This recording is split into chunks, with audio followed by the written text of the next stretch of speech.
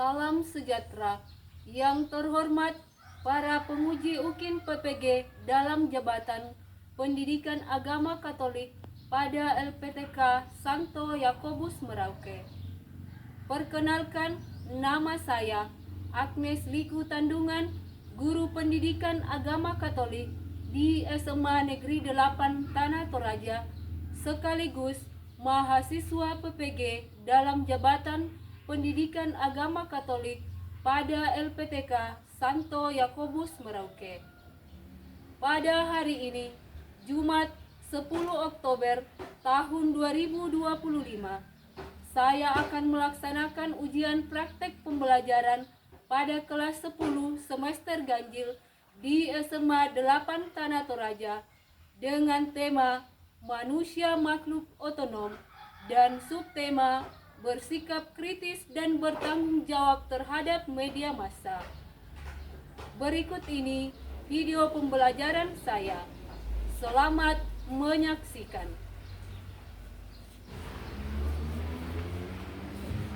Selamat siang semua. Selamat siang, Bu. Masih semangat? Masih. Mantap, kedengarannya masih pada semangat.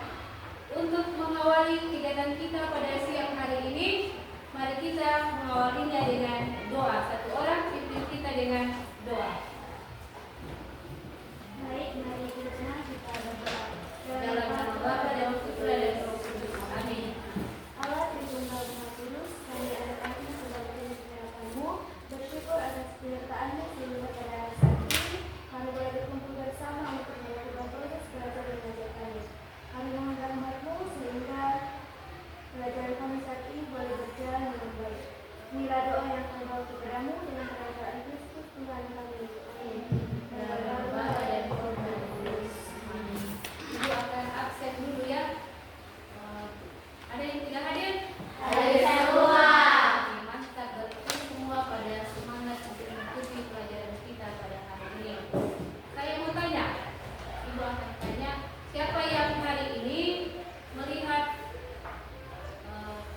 membuka media sosial apa saja? Siapa yang hari ini membuka media sosial? Coba angkat tangan.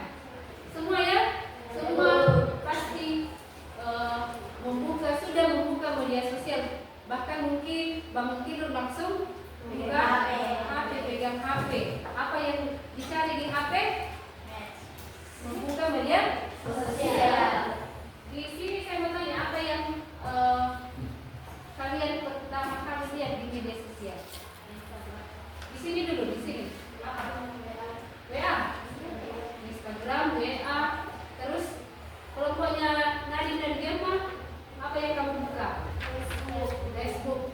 Di Facebook berita apa yang kamu lihat? Berita apa yang kamu lihat?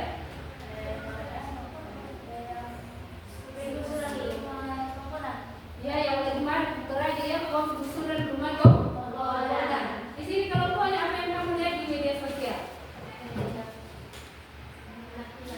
Ada yang melihat berita anak hilang. Ada yang lain? Ada yang lain? Apakah kalian yakin apakah berita yang kamu lihat itu benar atau tidak? Yakin. Benar atau tidak? Benar. Yakin? Yakin. Jadi itu yang dialami hari ini ya, membuka media, melihat berita, ada yang benar dan ada yang tidak benar, tapi pada umumnya melihat berita yang benar dan meyakini bahwa itu adalah berita benar. Nah, hari ini kita akan belajar mendalami materi tentang bersikap kritis dan bertanggung jawab terhadap media sosial. Coba dibaca bersama. Bersikap kritis dan bertanggung jawab terhadap media sosial.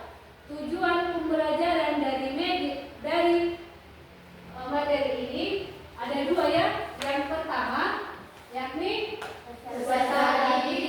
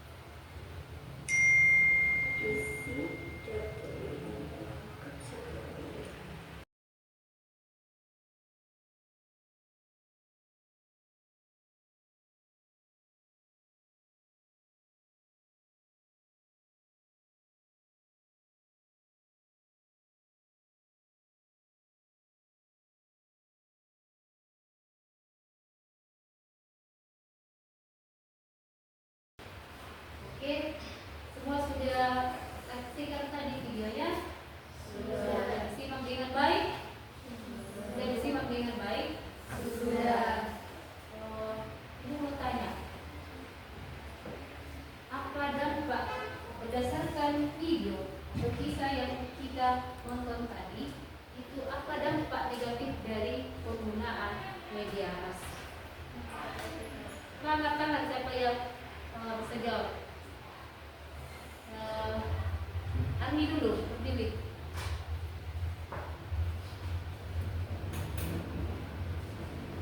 Dampak negatif dari penggunaan media berdasarkan video yang baru saja kita saksikan tadi.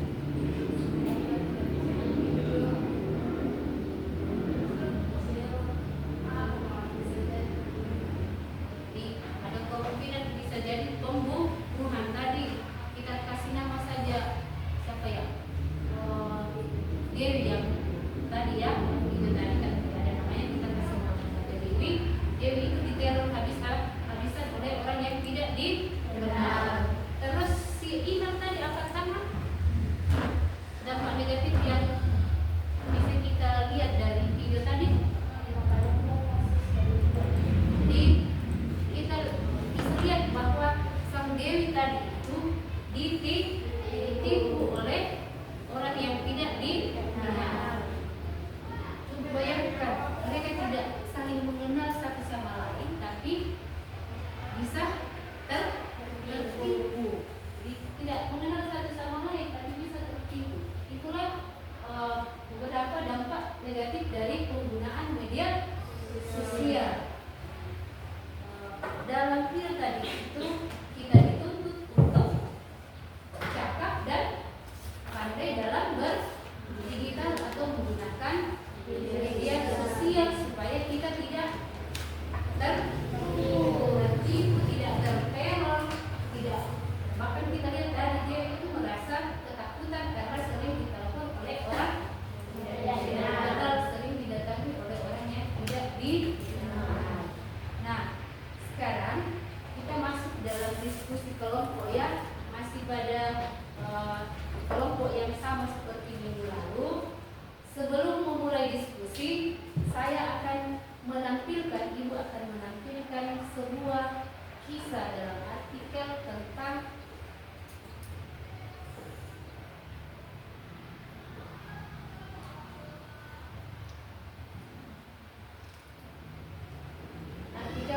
remaja rentan jadi penyebaran berita hoax.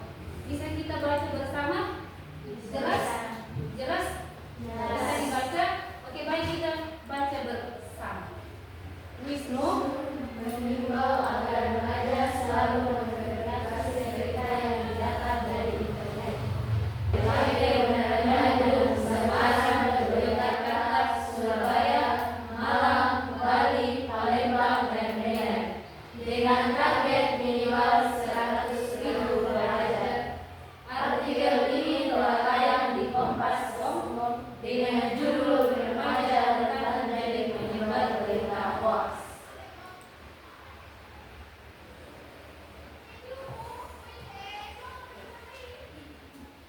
Setelah kita membaca artikel tadi, sekarang masuk dalam kelompok untuk berdiskusi. Ibu akan membagikan KPD, nanti dilihat soalnya masing-masing ya.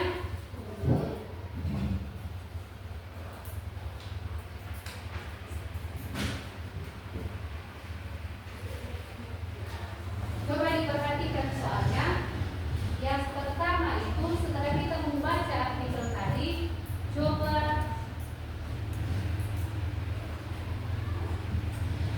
coba didiskusikan dalam kelompok apa yang menyebabkan remaja rentan menyebarkan berita hoax.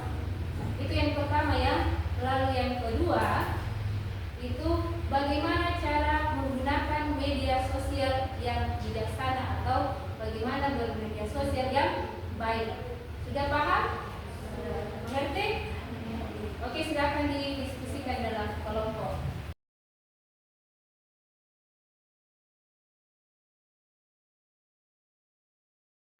Paham soalnya? Bagaimana tidak merasa sulit untuk mengerjakan soal itu? Ya, lanjut. Kalau kelompok 3 selesai nih? Oh belum, silakan dilanjutkan. Paham dan mengerti pertanyaannya? Kalau kelompok satu, paham? Sudah selesai? Silakan dilanjutkan.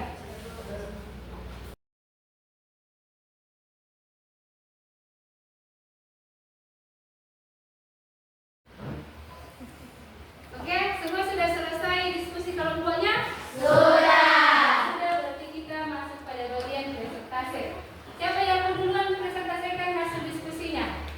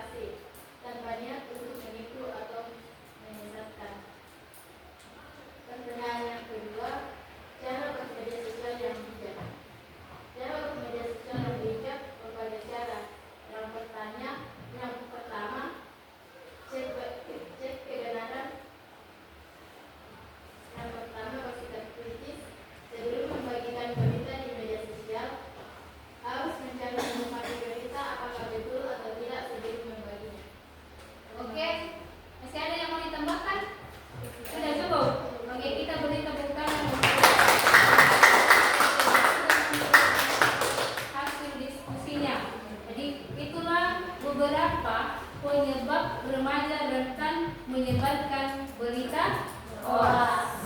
Kemudian supaya kita tidak termasuk bagian dari remaja yang cepat sekali atau rentan sekali menyebarkan hoax, maka kita harus bijaksana dalam menggunakan media sosial. Bagaimana caranya bijaksana? Bagaimana? Membedakan berita mana yang baik dan info mana yang baik yang harus kita lihat, berita mana yang baik yang harus kita lihat, dan berita buruk yang harus kita hindari. Bisa dilihat tapi jangan dicontoh, terlebih jangan dibagikan atau dilakukan. Jadi bisa dilihat tapi jangan dilakukan, dan terlebih jangan diposting ulang, jangan dibagikan, supaya cukup sampai di tangan kita, jangan semakin menyebar ke semua orang. Nah, selanjutnya kalau tadi itu kita sudah melihat video, salah satu video yang video tentang bagaimana dampak negatif dari penggunaan media, dampak negatif yang bisa kita alami dalam menggunakan media apabila kita tidak bersikap kritis. Sekarang saya akan menampilkan sebuah video, mudah-mudahan video ini bisa menjadi inspirasi bagi kita bagaimana bermedia sosial yang bijaksana atau bagaimana menggunakan media dengan baik. Silakan disimak videonya. Di zaman generasi Z seperti saat ini, media sosial menjadi salah satu kebutuhan yang tidak bisa dilakukan.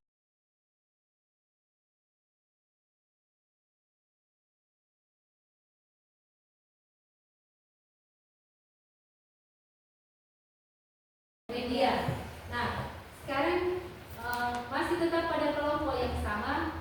Diskusikan, saya beri waktu paling tinggi 5 menit saja. Diskusikan dalam kelompoknya kira-kira apa dampak negatif dari pengguna, dampak positif dari media massa berdasarkan video yang kita saksikan tadi. Apa-apa dampak positifnya atau dampak baiknya dari media massa yang ada?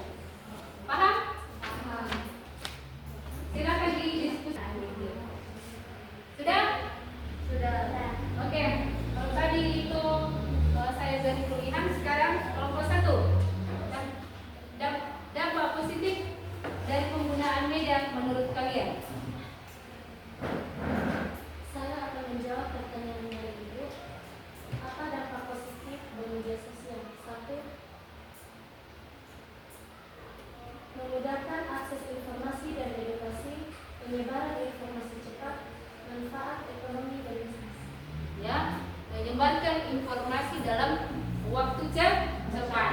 Kalau dulu itu kalau ada keluarga yang meninggal itu butuh waktu lama supaya kita butuh waktu lama untuk mengetahui atau menyampaikan kepada keluarga yang lain. Tapi sekarang menit ini meninggal, yang di luar negeri dan yang di manapun bisa langsung tahu, karena memudahkan informasi dengan cepat. Kita bisa memberikan informasi secara cepat. Kalau di sini, menurut kelompok 2, apa dampak positif dari penggunaan media?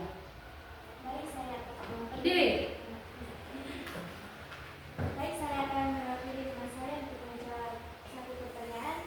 Apa dampak positif dari sosmed? Menurut kami, dampak positif dari sosmed yaitu mempermudah komunikasi, dan yang kedua memberikan kita mendapatkan informasi baru. Nah, hampir sama ya. Yang ditambahkan itu mempermudah komunikasi. Sekarang itu biar kita berjauhan dengan keluarga kita. Misalkan ada yang tinggal di Toraja dan ada yang tinggal di luar negeri.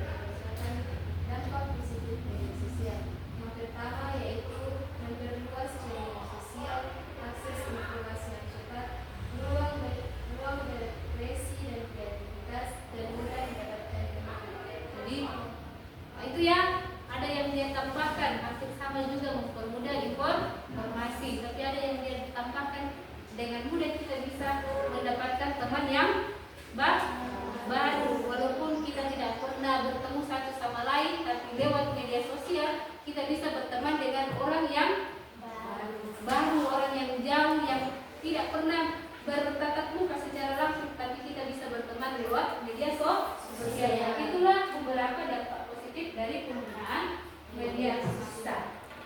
Nah, ini ada beberapa dampak negatif dari media massa. Pertama itu apa? Penyebaran dari palsu atau hoax.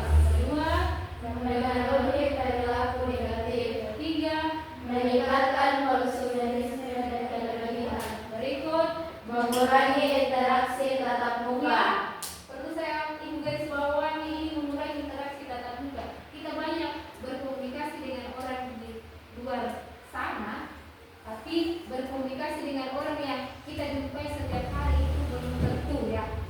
Benar atau tidak? Benar. Mungkin dalam satu hari kita tidak pernah menanyakan kabarnya mama dan papa, tapi di media sosial kita selalu menanyakan kabarnya teman-teman yang jauh dari kita. Lalu berikut, menimbulkan polusi informasi. Berikutnya, menanyakan kekerasan, pornografi, dan perilaku tidak pantas yang dapat mempengaruhi perilaku masyarakat, terutama anak-anak dan remaja. Terus, penyebaran informasi pribadi tanpa izin dapat mengancam privasi individu. Dan yang terakhir, penyebaran berita yang tidak bertanggung jawab dapat menimbulkan bahaya atau ancaman terhadap individu atau kelompok tertentu. Tadi yang kita pelajaran kita pada hari ini mulai dari video tadi, kemudian artikel, dan terakhir pandangan kitab suci dan dokumen atau ajaran gereja. Ibu mau tanya, apakah kalian senang mengikuti pelajaran hari ini? Senang. Oke, baik. Terima kasih kalau semua senang.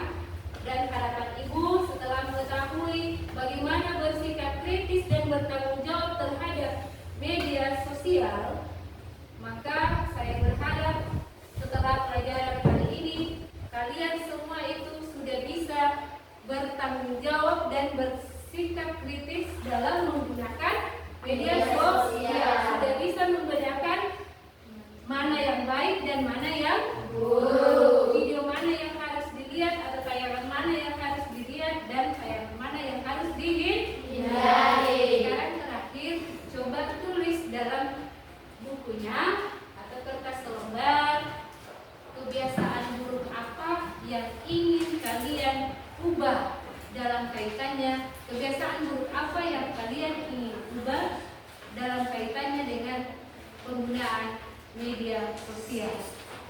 Silakan ditulis, atau ada yang mau langsung ungkapkan dengan kalau ada yang mau langsung bagikan pengalamannya, ungkapkan niatnya, silakan angkat tangan.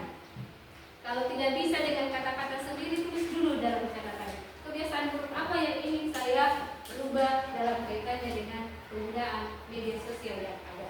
Paham? Silakan Ibu beri waktu 2 sampai 5 menit. Kalau sudah, akan kami saja.